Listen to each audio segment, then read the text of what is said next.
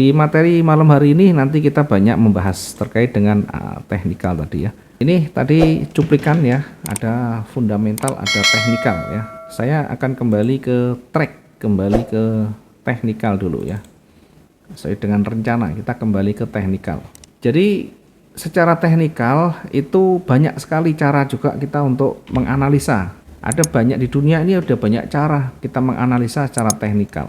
Biar pandangan kita itu luas, tidak hanya kita mempertahankan dan mendewakan satu tekniknya, enggak, banyak sekali. Di luaran sana ada yang menggunakan full indikator.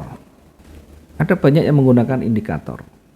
Kalau mereka nyaman, mereka bisa terbantukan dan mereka lebih menguntungkan, ya tidak masalah ya, kita bisa menghargai dan kita bisa bahkan belajar banyak juga kalau kita pengen tahu banyak ya. Ada juga dari banyak trader yang menggunakan gabungan ya. Ada yang menggunakan atau menggunakan semi indikator. Indikator plus price action. Ada juga yang murni atau full price action. Ada juga yang bahkan mereka yang menggunakan robotik. Ada juga yang menggunakan full robotik. Ada juga yang menggunakan semi robotik.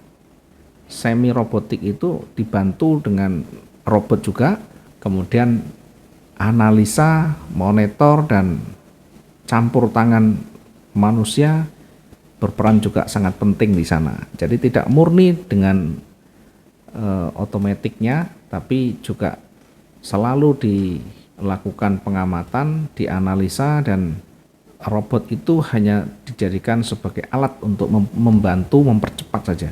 Ada banyak sekali ya, mungkin ada banyak yang full robotik juga ada. Sebagian dari teman-teman juga ada yang menggunakan robotik. Bagi mereka ketika mereka yakin bisa menghasilkan, ya silahkan.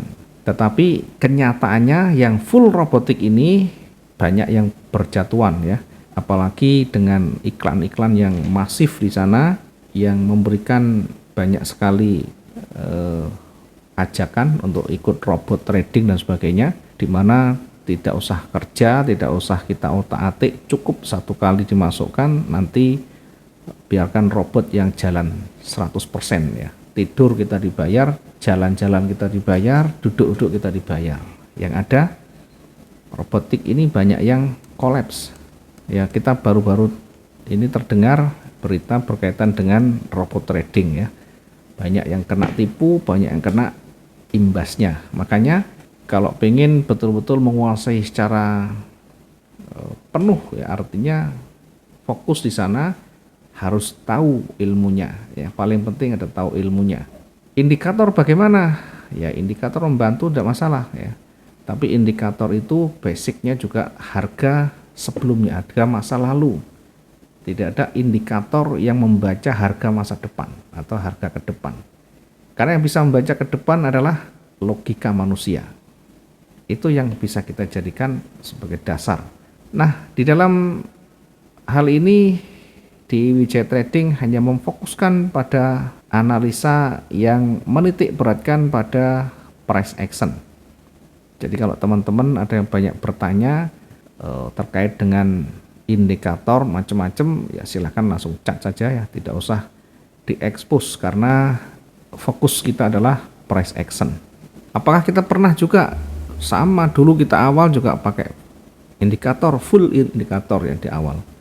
Banyak sekali kita gunakan, tapi seiring waktu style kita tidak cocok, gaya kita tidak cocok. Mungkin teman-teman ada yang masih cocok, silahkan nanti dipakai setelah banyak belajar price action. Price action itu ibaratnya induknya ya, kita membaca dari sisi grafik secara murni, sehingga kalau kita tahu dasarnya, kita menambahkan indikator akan membantu misalkan ya, tidak masalah.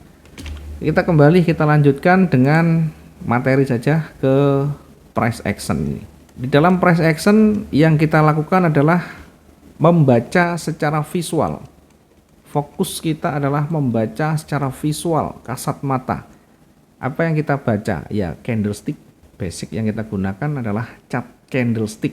Maka dalam membaca ini, nanti yang menjadi prioritas adalah membaca secara grafik dari candlestick.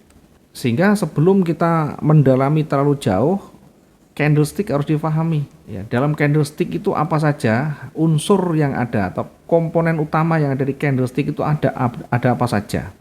Ini kalau kita bicara komponennya, di dalam candlestick itu ada 4 komponen. Yang pertama ada high, ada harga bukaan O, open namanya. Harga tinggi namanya high, ada harga rendah namanya low, ada harga penutupan namanya close, sehingga disingkat dengan OHLC. OHLC ini candlestick harus paham dulu membaca candlenya. Saya contohkan misalkan ini berwarna merah. Kalau ini berwarna merah, saya contohkan begini. Candle merah mewakili seller, candle hijau mewakili buyer. Saya kasih contoh sebelah kiri biar berbeda. Oke, candle merah mewakili seller, candle hijau mewakili buyer. Oke, kita lihat komponennya. Kalau candle itu berwarna hijau, maka penutupan selalu berada di atas pembukaan. Hijau ini close selalu lebih tinggi ya, lebih tinggi dari open. Close selalu lebih tinggi dari open. Jadi kalau harga itu naik, meningkat, itu kan kalau namanya meningkat itu dari rendah menjadi tinggi, maka ini ditutup dengan bullish. Close-nya di mana? Close-nya di body atas, ini close-nya. Open-nya di mana? Di body yang bawah. Pokoknya harga ketika berada di atas open selalu berwarna hijau. Kalau kita setting dengan hijau ya. Kita gunakan standar warna hijau dan merah. Hijau itu untuk bullish, merah itu untuk bearish. Biar mata kita lebih jelas melihatnya dengan warna-warna yang highlight ya. Pokoknya harga ketika dia bergerak di atas harga pembukaan, dia akan selalu berwarna hijau. Kemudian yang tertinggi ini namanya harga tinggi high. Yang terendah ini low. Ada OHLC ya, disingkat open, high, low, dan close. Ini komponen utama harus tahu.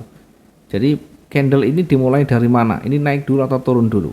Kemudian yang sebelah kanan itu warna merah.